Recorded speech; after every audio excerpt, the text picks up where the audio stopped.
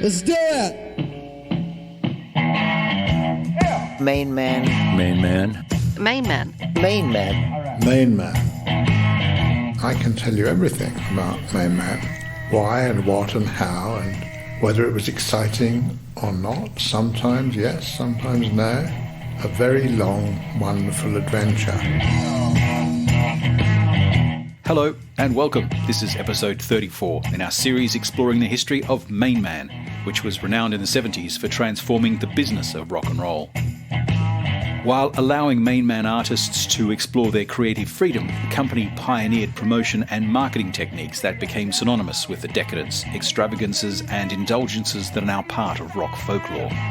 Some people feel you're by saying you're bisexual and by kind of flaunting that in a way that you're trying to... Who's flaunting it? Well, I mean, you say it in interviews. You... The only people that ever bring it up are people who are interviewing me. Yeah, that's true. I mean, you're very masculine to me, but... Well, I am a stud.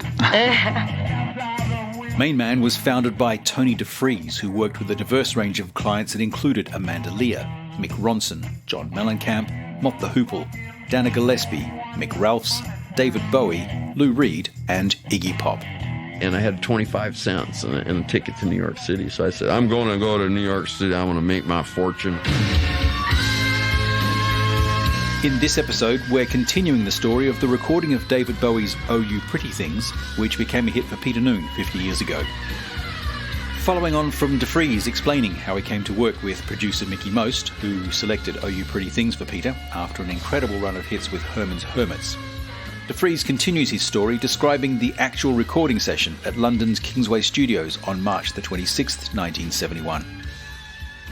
So here's what happens. David wrote most of his songs on guitar, but occasionally he'd try and write a song on the piano. Every other keyboard player had enormous problems with it because David only played the black keys on the piano. So he was largely recording in F sharp, which is not the ideal range for most vocalists. It's certainly not the ideal range for the guitar. It generally is not the ideal range for anything, even a piano. You're supposed to have some other notes in there. So on the one hand, it made David's version of the song very unique, but this is what we discovered. After Mickey heard the demo of the song, and because he was going to try and launch Peter Noone on a solo career, so Peter had been the lead singer of the Herman's Hermits, and they'd made lots of successful records, especially under Mickey's production. They'd made a number of hits. But Peter wanted to have a solo career. Mickey said, okay, let's start looking for songs for you to do as a solo. And he was presented with a demo of Oh You Pretty Things. He didn't actually like the song to begin with, but he liked the idea of the song and the melody of the song. And Mickey was all about, how can I fit this song into a formula where it will be catchy, it will be repeated, it has a hook. The hook in Oh You Pretty Things wasn't immediately obvious unless you could get the piano part right. So Mickey says he'll do the song with Peter Noone. They've got an assembly of people to do it, which includes Herbie Flowers on bass, and they've got a piano player. The piano player says he can't play that because it's not what you would expect to play on the piano. Where are the other notes? And they try a few times, it doesn't work. So Mickey says, let's get David Bowie down here. He can play the piano. And along comes David, and yes, indeed, he can play the piano, but again, only on these black keys. And this is where Mickey was really very, very clever. Like I said, he really understood how to make a song work in the studio. He basically gets David to play it once, and he records that. And then he says, okay, I've got that. That's fine. Let's do the rest of the song. And we'll simply cut that piano part and repeat it. And we can repeat it in another key. And then we'll have the piano part we need. We don't have to worry about getting a piano player. Remember, this is being done before anyone's got a synthesizer, pretty much. Certainly not easily available. And before we've gone digital, where you can do that today. It's easy to do that today. People do it all the time. But in those days, it was a completely revolutionary idea to say, let's just chop it up and rearrange it so that we get what we want. And of course, it did ultimately work. Now, that sort of thing Mickey was very accomplished at. In a sense, he was a great engineer. After David played it once, he said, remember, it's probably late at night by this point, but he says, I'm tired and I can't play it again. And that's when he said, I'm not a real piano player. So Mickey says, just let's record it once and then I'll take care of it. And that's how he takes care of it, literally. So that then turns into the song, which does get to, I think, number 12 on the charts or something like that. Certainly made it as a chart song. And the benefit, in a sense, the bonus for David is that A, he's been recognized by another performing artist who's part of, in fact, the lead singer of, a very successful band. And he's been recognized by a highly successful producer. His song has become somebody else's hit. And for every songwriter, it's a major step. Because if you can write something that other people can turn into a hit, it means that you have the ability to create the song. And very often, the song is what makes the singer. It's not always the singer that makes the song. Some of Sinatra's best recordings ever were because the song was the right fit for his voice, his delivery, his ability to interpret the song. And that's true of an enormous number of songs. For David, this was a big step, and a very important step, because later on that year, now we're looking at the year it was recorded, which is 1971, although the song was recorded, that Kingsway episode that I've just recited happened on the 26th of March at this little Kingsway studio, and was released probably in April of that year, because it was on Top of the Pops in May. And here's a very peculiar fact, that actually when it was on Top of the Pops, again, because of the difficulty of finding a piano player, David went and played the same keys on a piano on the Top of the Pops. It was his second appearance, actually, on Top of the Pops. So you have the spectacle of David going into Kingsway and doing it there, and then going into the BBC studio, doing it there, and getting credit in both cases, although it's not usually well known that he played on the original recording. But of course, by the time we came to record it in December of that year, we had actually put it on the Bowie promo, you know, this double-sided disc that we did with David's songs on one side, Dana's songs on the other side. And amongst those songs on the Bowie side were Changes, Oh You Pretty Things. Both songs have a lot of meaning behind them.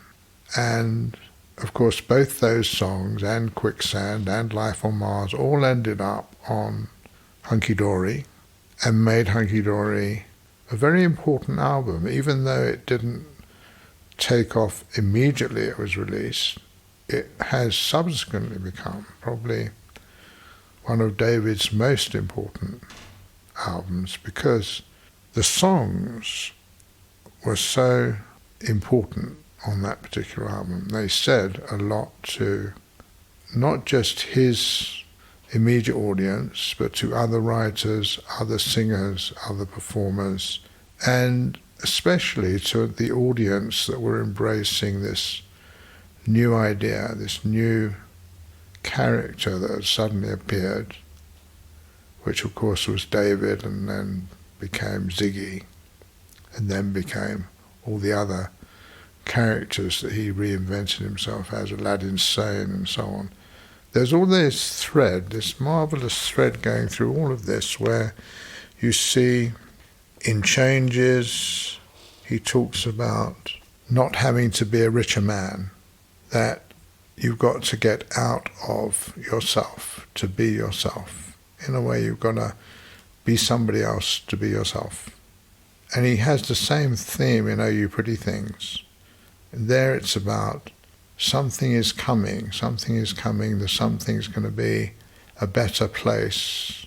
And this idea that you're driving your mamas and papas insane is a lovely piece of lyrical thought, that you're the pretty things, that you are not understood by your elders and your parents, that you've got to fight to make it happen, that you're going to be the future.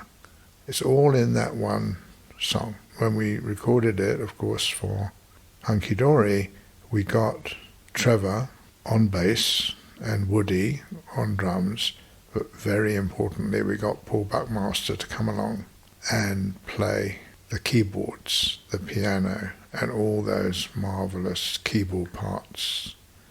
And of course, we had Mick Ronson doing an astonishing guitar throughout the entire album. So it became a much richer, fuller, better song when David did it and when we carried on performing it in concerts for the next many, many years. It was a staple of our concerts and became a very, very popular song.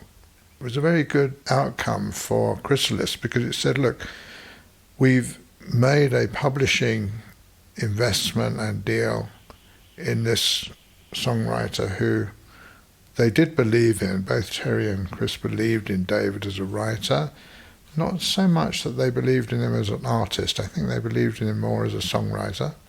But they also believed in me because I'd been working in the business for some time at that point, and they knew what I'd done for other people, and they knew what I'd done with Alan and with Mickey, and so they knew that if I said, and I did say, that I was going to turn David into a major artist, that there was some reason to believe that that could happen, albeit it wasn't immediately apparent from David's Lauren McCall, I can't do another piano playing because I'm tired kind of appearance. He often came across David as being completely unaware of what he was doing, why he was doing it, and very tired a lot of the time.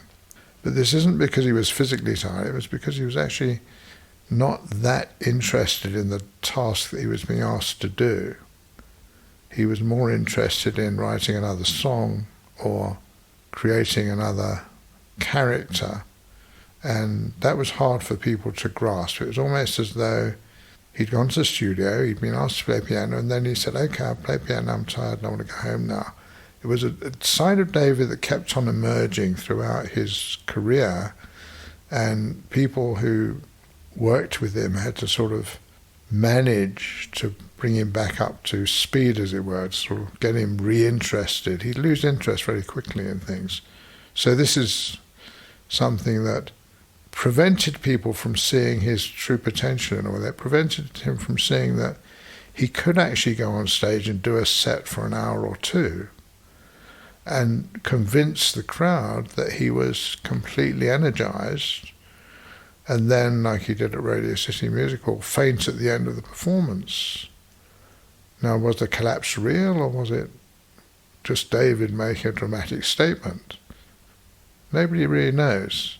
Chances are that it was a bit of both, that he was actually exhausted, and at the same time, he was like, okay, if I collapse, everyone will be sorry for me. He wanted a lot of attention, a lot of fuss. In effect, he missed out as a kid on that, and he wanted it the rest of his life. He was looking for, in a way, he was looking for love, but he was always looking for more. He was looking for someone to take care of him, to take care of everything. And in many ways, I fulfilled that for quite a long time. Like, I took care of everything. You didn't have to worry about anything. But eventually, reality does sort of tend to intrude and say, okay, you've got to do this show, and you've got to do this show twice today. And you can't sort of say, I don't feel well, I don't feel like it, I want to go home now. You can't do that. That's part of the price of becoming famous. You can't just walk away. So it's a really dangerous thing in that sense. But David did want it. He did get it. He was very able to do the exercise. You can see it when he was working through Diamond Dogs. He was willing to go on rehearsing until he got it right. He was willing to draw the drawings until they came to some kind of life. He'd be willing to sit and talk about it for hours.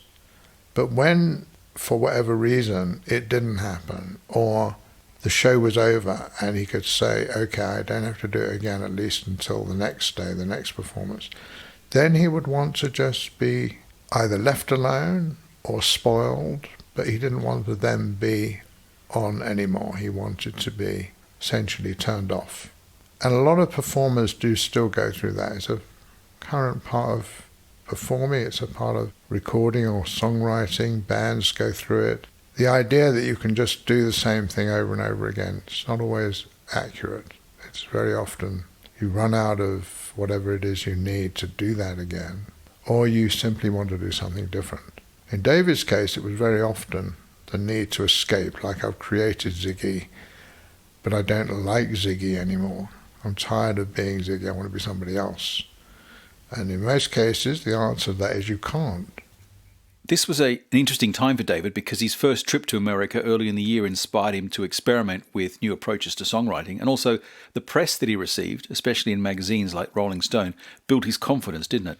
Yeah, the press he got in America was enormously valuable because it sort of bounced back to the UK and said, well, you've got people in Rolling Stone writing about this freaky chap Bowie, who we thought was pretty much washed up, and all of a sudden people in America are taking an interest, and Rolling Stone's writing about him, and the New York Times is writing about him, and all kinds of music magazines and regular press were putting columns about David, especially about Man Who Sold the World, in their papers.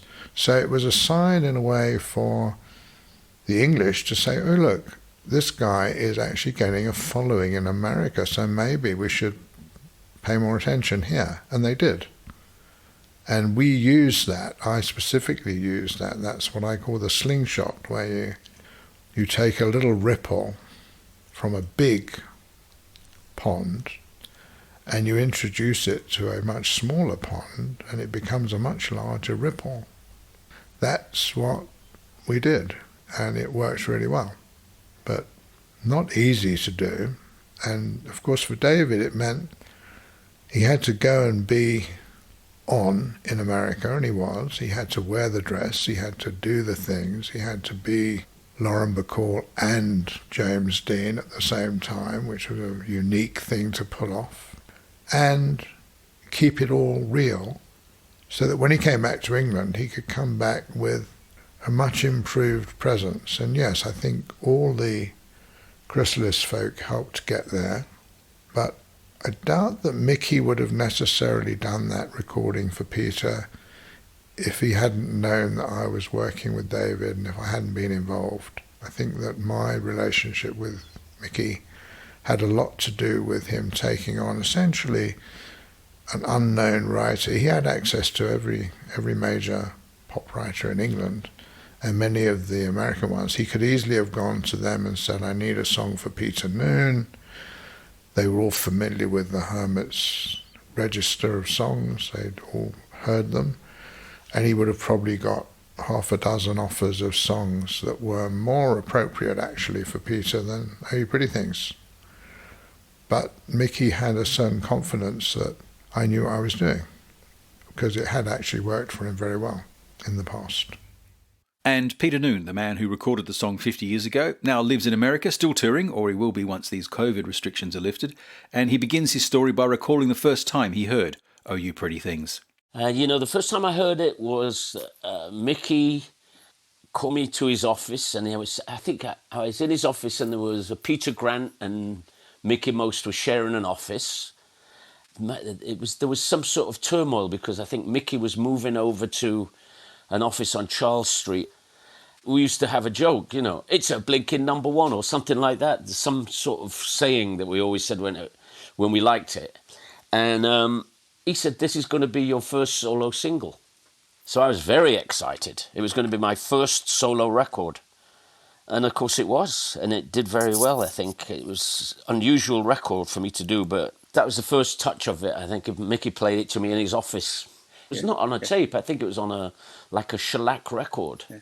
That one was obviously one of Mickey's best calls. He would pull them out of nowhere. He was so convinced the song was a number one that it wasn't going to give it to Herman's Hermits. It was going to give it to Peter Noon and get me my first tip.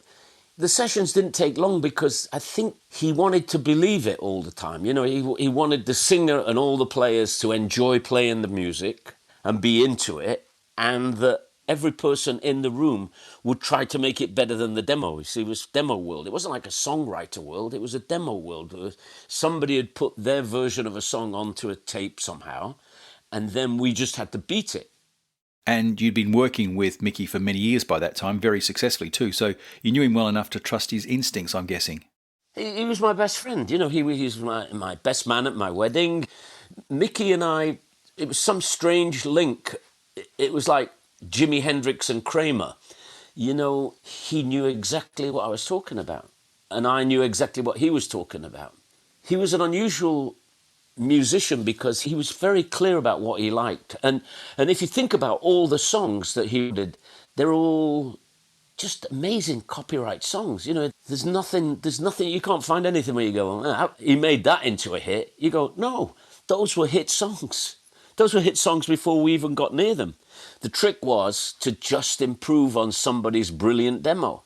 Like I'm Into Something Good was Carole King. We tried to improve on David Bowie's demo. And you know what? I feel sorry that I don't have a copy of it, because it would be interesting to hear that, And then David had to play it in the studio because nobody could play it as good as...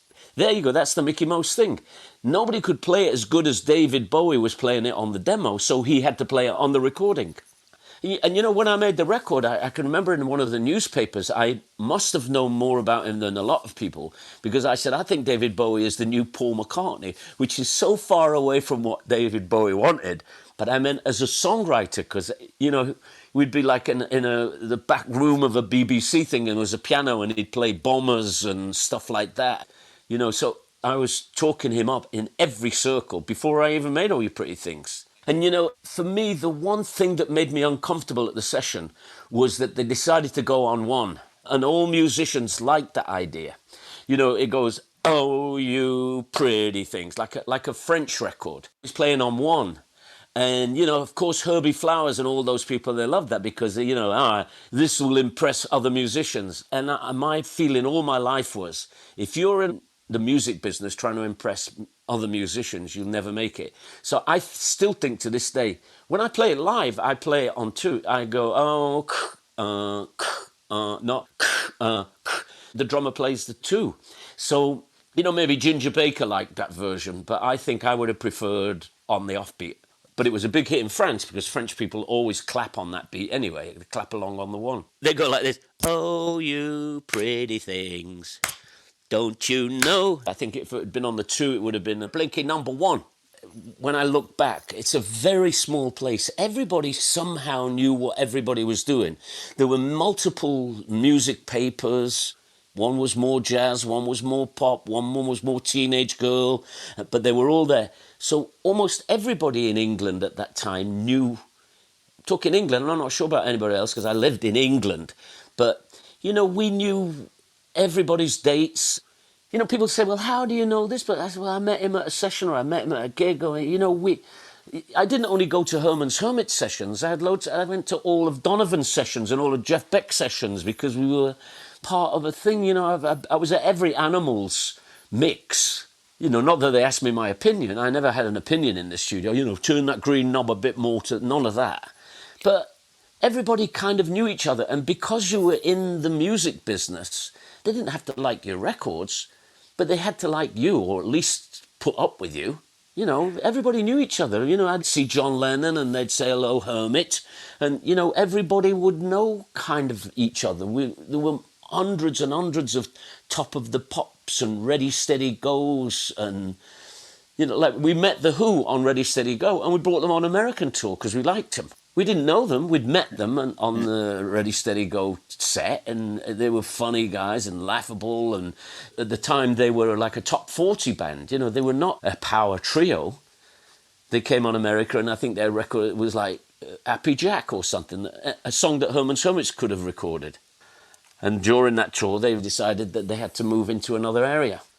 Jimmy Page is on like Wonderful World, and John Paul Jones is on all of the great Herman's Hermits, like No Milk Today, and There's a Kind of Hush, and Dandy, and Something's Happening. He did the arrangements. He wrote the arrangements. And like I say, almost comedically, he directed the orchestra in the studio while playing a Fender Precision bass. And I say he directed the orchestra with his face. You know, he just gave him a wink and a nod, and they were great fun. Sessions were great fun in those days. And all those session people were part of that small English scene. You know, everybody knew Jimmy Page. If you couldn't get Clem Cattini, you got Bobby Graham. All of us were in a small scene. It was a very small music scene. And you know, when I tell you that story about going in Mickey Mouse's office, and you would sort of be an audition because you'd be sitting between these two big desks with Peter Grant on one side and Mickey Mouse on the other. And people like Ronnie Wood told me, you know, that he was told that if you passed that audition, being able to take all the nonsense that those two guys threw at you, they liked you. The world is not a better place without them in it. Peter Grant, when he got sick and I'd visit with him up there on, you know, the seaside, the gangster seaside town that he lived in, what was it called, Eastbourne. He struggled to get up the stairs to the dressing room and everything, but he was always there telling me great stories, you know. Just the greatest character, made me laugh. We brought him on tour in America because he seemed to be like a bit of knowledge on mind and knowledge. That's why he got the knowledge to be Led Zeppelin's manager, because being on tour with Herman's Hermits in America. And he said, I'll take care of the box office. I said, come on, Peter, you don't know anything about box offices in America. He says, Peter, if I'm in the box office, no one else will be able to get in.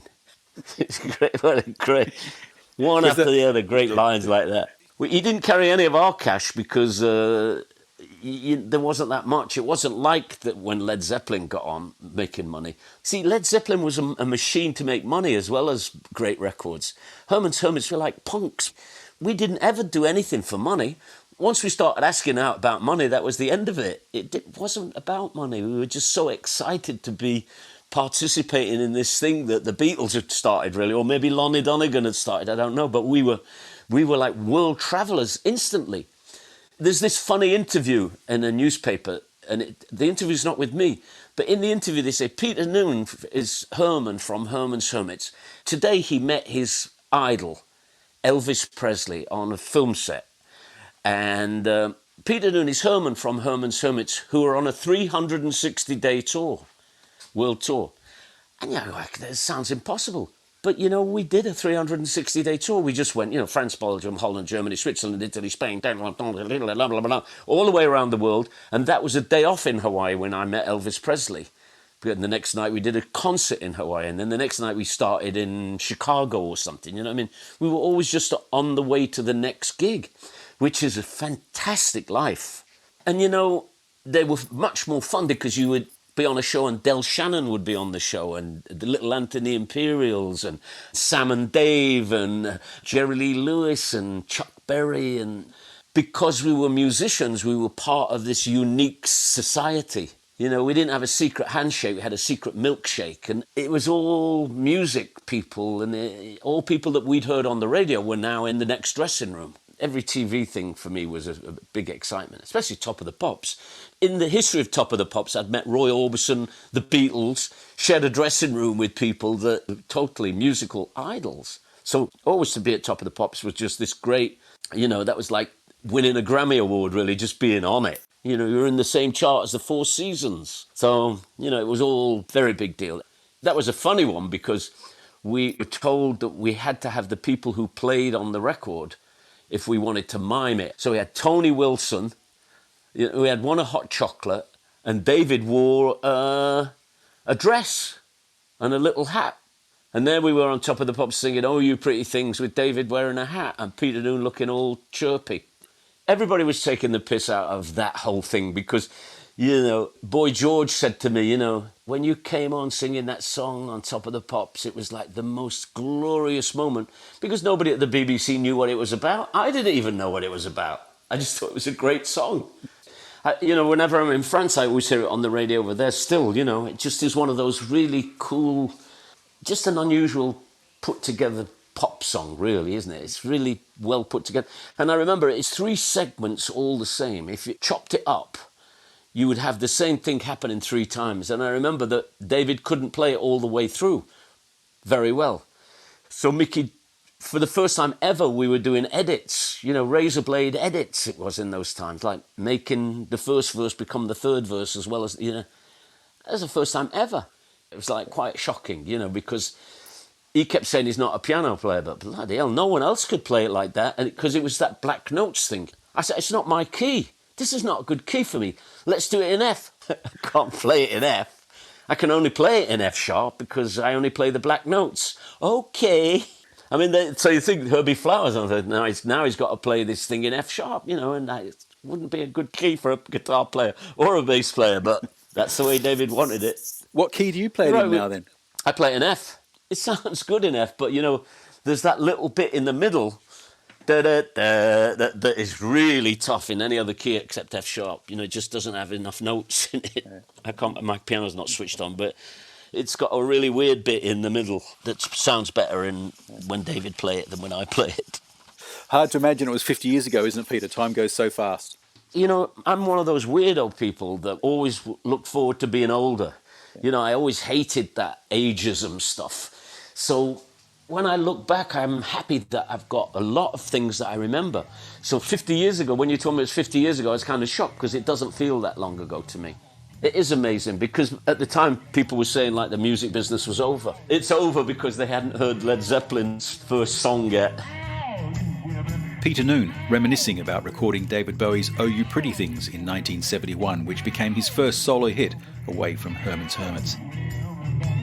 There are some great pieces of memorabilia from this episode that are part of an ever-growing archive of MainMan documents, including articles, telexes, letters and production notes. A lot of them never seen before that we're adding to the MainMan label website each week. It's a great record of a very exciting period in rock history. That's at mainmanlabel.com. And on the website you can also check out the other episodes in the MainMan series. I'm Des Shaw and this is a Zinc Media MM Tech production. Thanks for listening.